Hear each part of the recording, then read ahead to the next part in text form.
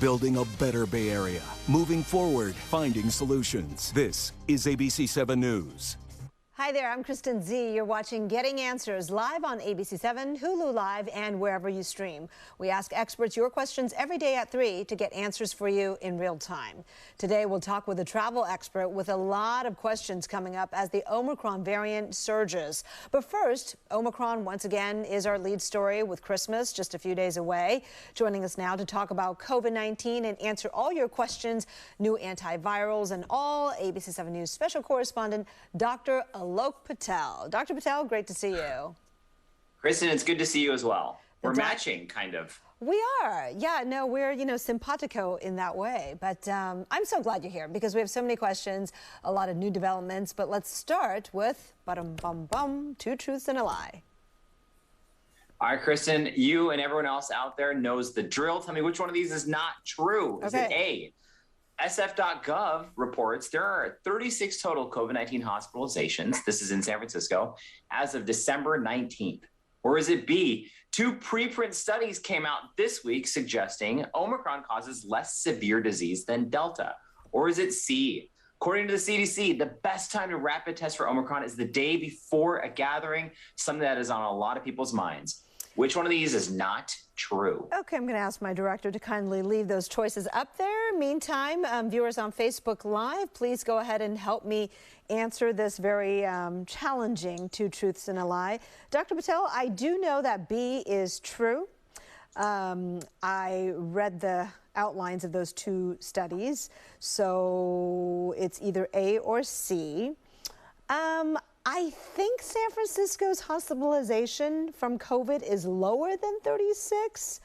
And I think that the best time to test for Omicron is either the day before the gathering or the day of. In fact, day of could be best. So it's A or C. But, and of course, because you're so tricky that way, our viewers, Betty says C, Carla says C, Daniel says C, Carrie says C, so does Fan, but a lot of also smart people saying A, Lisa, Brenda, Betty, oh my goodness. Okay, so it's going to be a guess between those 2, but I'm going to go with A is the lie because I think it's fewer than 36 hospitalizations in San Francisco. A is the lie. You went against every single viewer. Everyone said C, and you were like, you know what? I'm going with A. No, not true. So, half the people said A. Oh, okay. I apologize. Yeah. It was split. Yeah, so, A, that is as of December 19th. I think the important thing there, though, is that our hospital capacity still looks okay. And remember, we're always looking at the rise in cases a couple weeks out to see if it translates into hospitalizations, because that is what could tip our healthcare system into a dangerous place. B is great news. This is something that's been suspected ever since this was reported by doctors in South Africa, that these 2 studies out of Europe show that Omicron is causing less severe disease than Delta. That is welcomed news. And C is important. We're all talking about this, but experts, especially those who've been paying a lot of attention to testing, as you mentioned, suggest taking a rapid test right before a gathering. Some even say, hey, do it in the car and wait for 15 minutes because these antigen tests represent a snapshot in time of your potential level of viral load if you've been exposed to SARS-CoV-2 and whether or not you're contagious in that moment in time. So you want to do it right before. All right. I do this to my teachers, or at least I did in high school. I knew the right answer. Can't you just give it to me? I even verbally said the best time is day of. But alas, I chose A, so. I know the feeling. Yeah, but that was a good one. Thank you for making us really think there, and congratulations to those of you who said C. Let's talk about the big news today, the FDA authorizing a second pill for treating COVID-19, this one by Merck. What's the difference between this one and Pfizer's, which was approved yesterday? Kristen, one of the biggest differences off the bat is that it has a lower efficacy in terms of preventing those severe hospitalizations. We've all seen those numbers reported that Pfizer's pill is sitting at about 88%, which is remarkable in terms of its ability to prevent hospitalizations and deaths. And Merck's pill is lower than that, around 30%. But also what's kind of glaring is that there's some safety questions with certain populations regarding Merck's pill. Those animal models, early studies showed some potential concerns in that might be something that anyone who's pregnant would have to look at. And there's also a concern about bone and cartilage toxicity. So long story short, This is a prescription pill only to be given to high-risk patients at a doctor's discretion. So, for example, if somebody is pregnant and they are at high risk, inevitably from getting COVID-19, a doctor would have to suggest that the risk is going to be outweighed by the potential benefit, or vice versa, in making that decision. Okay, so this should not be your go-to, and besides, these are not going to be used on children anyway, so it's not a replacement for getting vaccinated or boosted.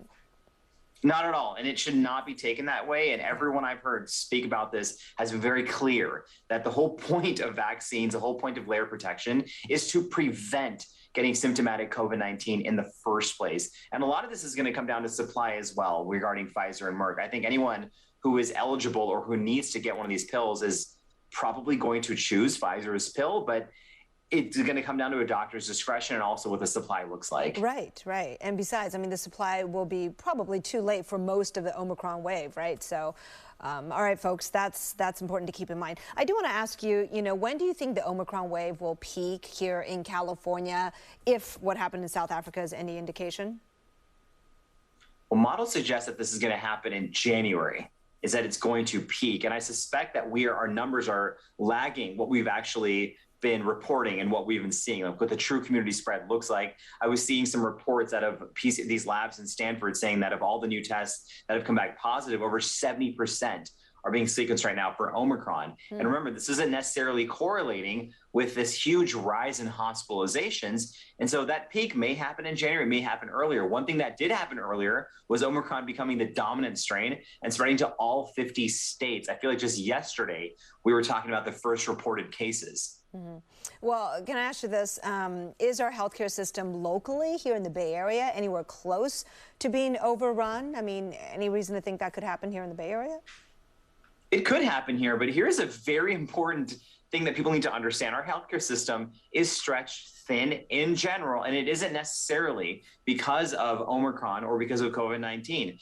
A lot of this has to do with the supply chain of healthcare delivery and, how burned out so many healthcare professionals are when things like empty beds are sitting there, but there's no nurse, there's no tech, there's no physician to staff that empty bed. You have a full hospital capacity. And so that's happening without Omicron. Okay. And so that, go ahead. No, I'm so sorry, but I, you just made me think of the fact that a lot of hospitals are saying, hey, we got a serious shortage there with personnel. Airlines are saying the same thing. And so some are urging the CDC change its recommendation for isolation if you test positive from the 10 days now to something less than that, shorter than that, like maybe 5 days with testing, 6 days, 7th day.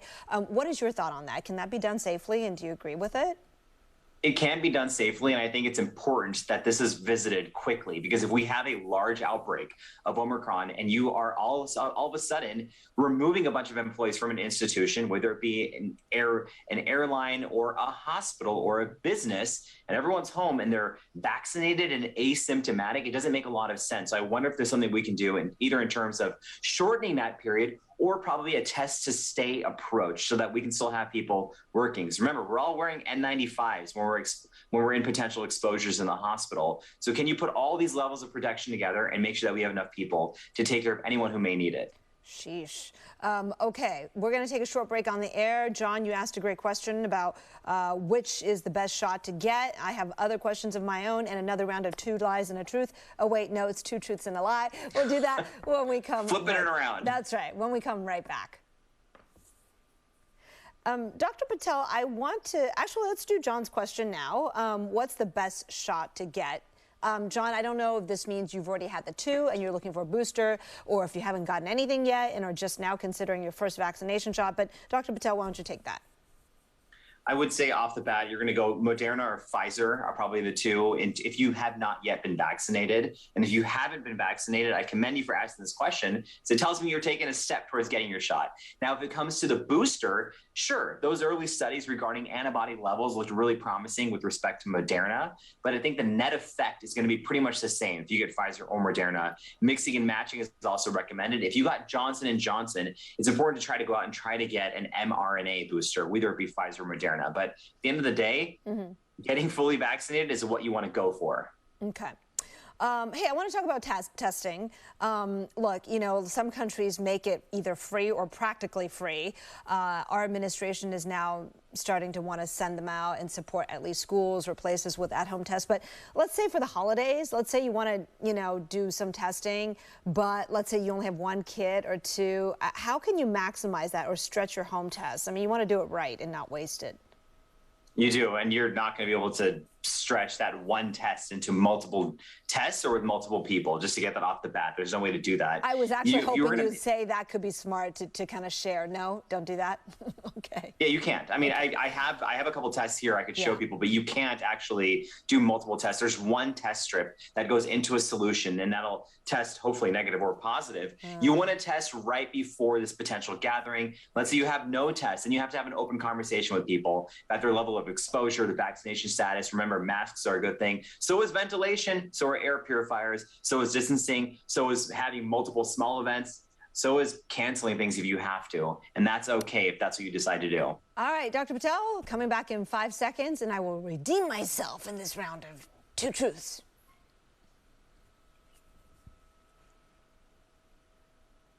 Can you grab me a test, Jenna? All right, we are here with Dr. Alok Patel talking about all things COVID. With a lot of developments, he's got a second round of Two Truths and a Lie for us. Since I got it wrong last time, I'm ready to redeem myself with a little help from our Facebook viewers. You knew the right answer. Okay, so tell me which one of these is not true. Is it A, there are now 2 antivirals approved by the FDA to treat COVID-19? Or is it B, TSA screened more people on Wednesday, just a couple days ago, than they did on the same day in 2019? Or is it C, it's still unclear if Omicron is more transmissible on airplanes? Okay, leave this up. I may fall into the same trap again, but A is obviously true. In fact, we just talked about it, so we can rule that out. So this time it's between B and C. So let me check to see what our smart viewers are saying. Oh, so far it's a split between B and C. Again, I have some knowledge. I don't know if it's going to get me the right answer. I think I've heard the chief medical advisor to the airline say that Omicron is more transmissible and you are now 2 to 3 times more likely to catch it in flight.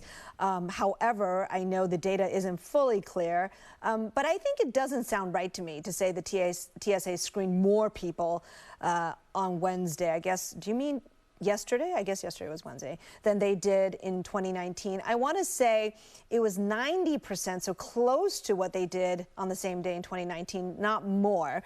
So before I commit to B, let me just take a quick look. Oh, okay, so most of our viewers are saying C. No, you guys, I love you and you know that, but I'm saying B. B is the lie. This one's kind of mean. Because A is actually the lie. What? Everyone's forgetting about remdesivir. What happened to good old remdesivir? So remdesivir is still an antiviral. It is approved by the FDA. The big difference is that remdesivir is given intravenously and by an IV. So you actually have to be in a medical clinic. Whereas the 2 other antivirals out there by Pfizer and Merck are pills that people can take. So that was tricky. I apologize. B is actually true. And that's just, you know, for people to understand that people are getting back to their old ways. A lot of travel's happening. And Kristen, even though we talk about the fact that Omicron may cause less severe disease, if you infect a large volume of people, you inevitably will get more disease, if that makes sense. And see, you know what? We talked about this yesterday very briefly. We still don't have that conclusive data showing this. That you get more people around, more points of contact, and you could see more spread on something like an airplane. That was tricky, but it's important for people to remember that we've come a long way with respect to treatments. It sure was. I was 0 for 2 today, but I want to point out our viewer Maitreyi Madabushi from Palo Alto was the lone correct answer. So congratulations, and perhaps if you email Dr. Patel, he will send you a KN95 mask and congratulate you as your prize. Okay, good job. Well, thank you so much. Look, I do want to talk a little bit about travels in the holidays. With Omicron, I'm hearing that you need stronger, better filtration. So does that mean if you're on a plane or at the terminal, at the airport, that your cloth mask is not enough? Is a surgical mask not even enough? Talk about what you think there. You know, I would opt for something stronger than, I feel like we've gotten a little bit more complacent when it comes to masks. We were starting out with triple layered masks or wearing 2 masks, and now people are just whatever covers their face. I'm like, I'm good. Yeah. I would go back to those old ways. Try wearing a surgical mask, something with multiple layers. If you don't have that, you can wear 2 masks. And remember, a lot of this is dependent on how many people are around you, how long you're in an enclosed space, and ventilation. So keep all that in mind and opt for the safer mask. And remember, if someone is not comfortable coming to your gathering without a mask, that's okay. You should encourage that and not say, no, don't wear a mask, we're good now. Okay. What about plans? I mean, have you modified your plans or canceled anything due to Omicron and what we're seeing anecdotally, at least, that, many more breakthroughs, easier for a boosted person to catch?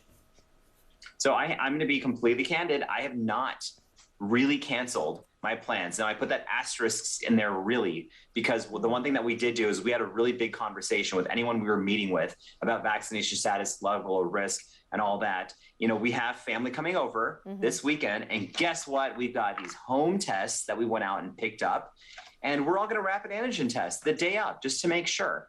And what, we just got back from Phoenix. We tested before and after. We wore masks on the plane, obviously, because you have to by law. And we did it the safe way. There were a couple of people who didn't want to come. They said, hey, I don't feel comfortable right now. That's okay. And so if you're fully vaccinated, and I'm including the 3rd shot in that, you're taking all these safety steps, I see no reason why you should be overly concerned about being around others who are following the same safety measures. Okay.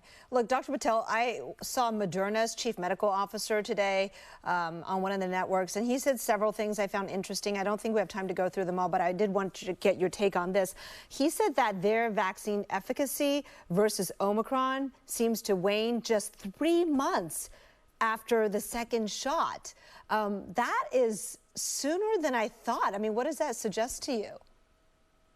It's difficult to extrapolate that data in terms of what's going to happen in the real world because some of these studies are based on antibody levels. We know that the other arm of the T cell of the immune system works also. And I would hate, again, and I've openly said this, we would rather see the actual data and the evidence come out before we see pharmaceutical companies speaking about this. In the same interview, you and I may have watched the same one. The CMO of Moderna was also talking about an Omicron-specific booster. There was also questions about the 4th shot being done in Israel. And the entire time we're saying, well, hold on, we should be focusing on getting everyone here the 3rd shot when we still have a lot of work to do there before we're jumping ahead and saying, hey, let's talk about what we're going to have to do in the next shot, because I think that's jumping too far, as we've seen in the past, really does erode trust. And it kind of takes our eyes away from what the tangible goal line is right now.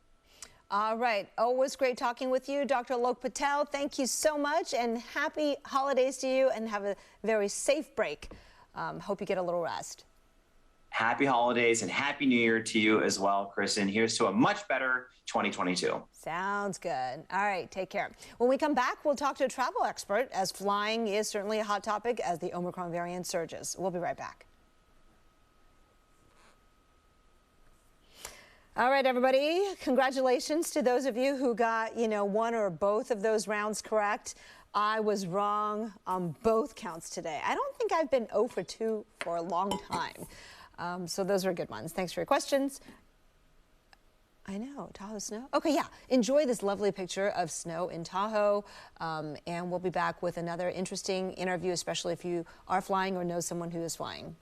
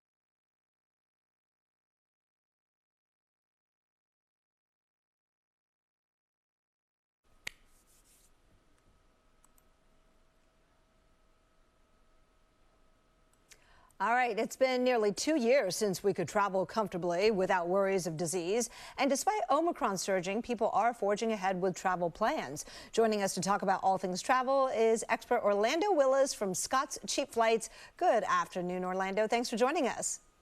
Hey, how are you today? I'm doing just fine. Need to consult your expertise because Omicron is here. Are you seeing lots of cancellations this past week? We're not seeing a lot of folks voluntarily cancel flights. In fact, we've seen more than 2 million people pass through TSA checkpoints in 6 of the last 7 days. And yesterday, more people flew than did 2 years ago yesterday. So that's a first for us. People are getting out there and flying in spite of Omicron right now. Okay. Look, I was wondering, if there were cancellations, which I guess we're not seeing a lot of, but perhaps there are not a lot of new bookings in the new year. If that is the case, Daniel, our viewer watching on Facebook, has the same question I have, which is, should we expect flights to go on sale soon, with some people hesitant to fly with Omicron? Yeah, so that absolutely is a great point. Right now what we're seeing, especially because January and February are already kind of the low season for flying, couple that with worries about Omicron, and demand is down, particularly for international travel. That means if you're trying to go somewhere like, say, Europe, you're going to find yourself a great deal. Lots of supply, not a lot of demand. We sent a deal for $396 round trip from SFO to Portugal just this week. These are happening a lot right now. It's a good opportunity to book if you feel comfortable. But aren't there a lot of European countries that have restrictions right now, lockdowns? I mean, what do people need to know?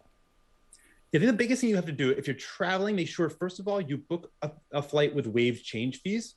For most major U.S. airlines, book above basic economy, you have no change fees. Then go to the U.S. Embassy's website in the weeks and days leading up to your trip and check the regulations on the ground, not only to find out, hey, what do I need to do to enter, but also when I do enter, am I going to have fun or am I going to be in lockdown? I think that's a really big point. Okay.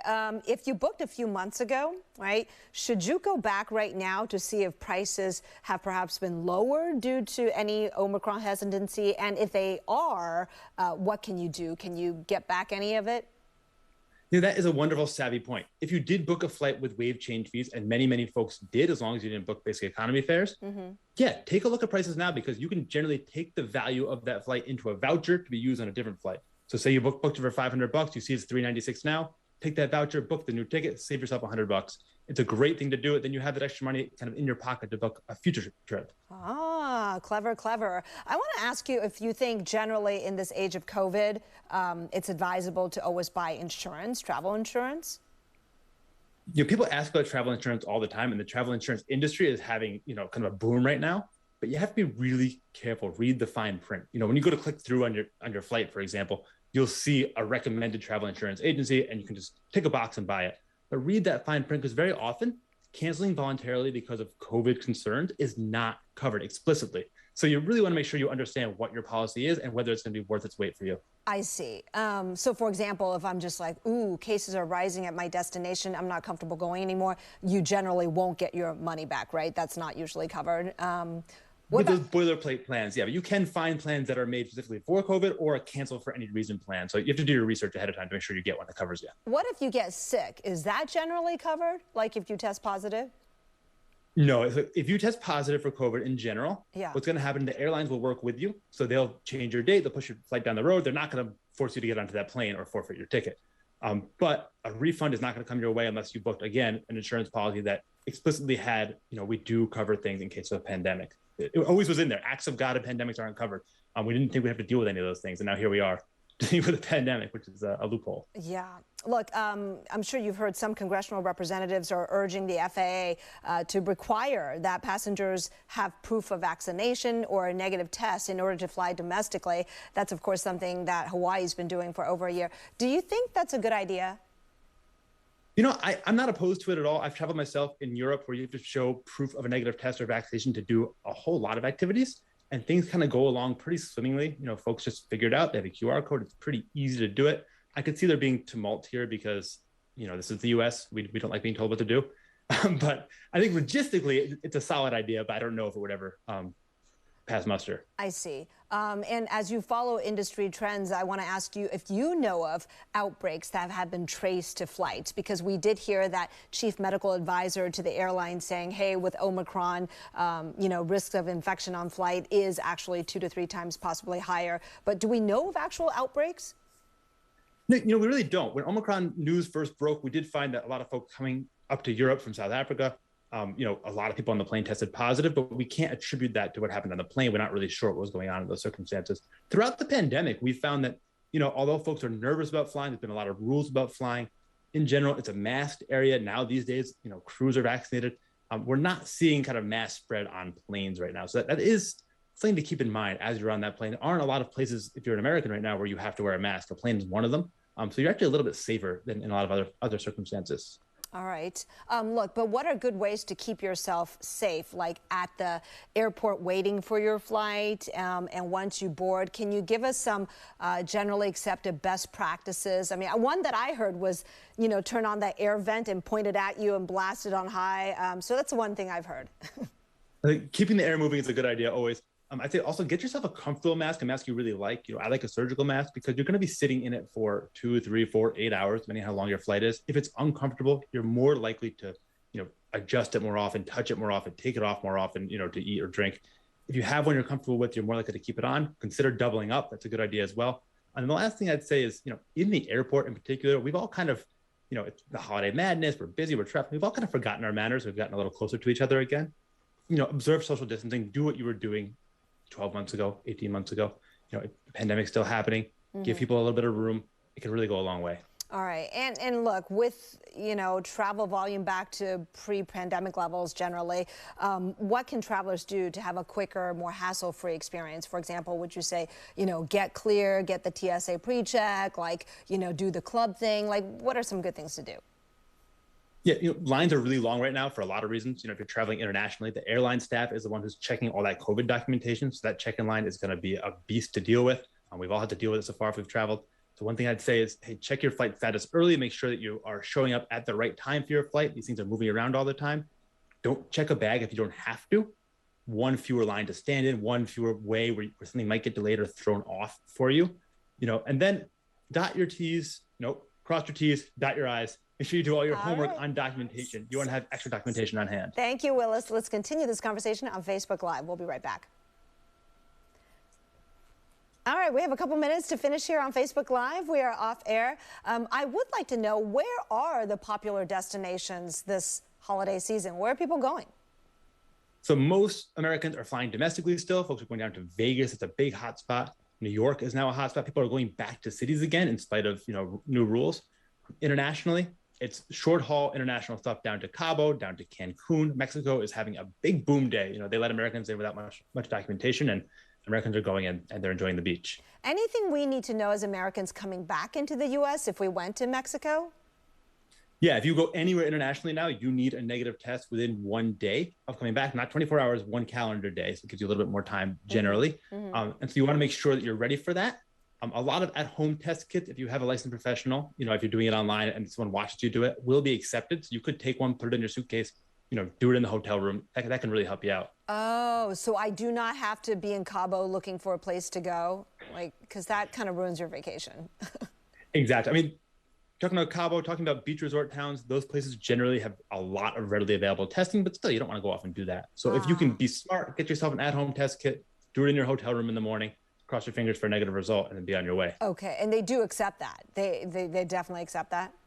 They need to have a video professional. So it needs to be something where someone watches you do it, confirms who you are. There are certain rules the CDC's kind of laid out. But yeah, as long as you meet those guidelines, you're good to go. Okay. All right. Well, thank you so much. Really great talking with you. Orlando Willis from Scott's Cheap Flights, always full of great information. What's your website? Share it with our viewers. It's scottscheapflights.com. We'll give you flight alerts whenever fares drop anywhere, domestically or internationally, from your airport. All right. Happy holidays, Orlando. Happy holidays. All right. Europe, the cheap place to go right now. Think about it. Portugal. I have not been to Portugal, but it sounds amazing. I think it's one of those underrated places, just waiting to be discovered. Thanks so much for joining us on this interactive show, Getting Answers. We'll be here every weekday at 3 on air and on live stream answering your questions. I'll see you back here at 4. Bye-bye.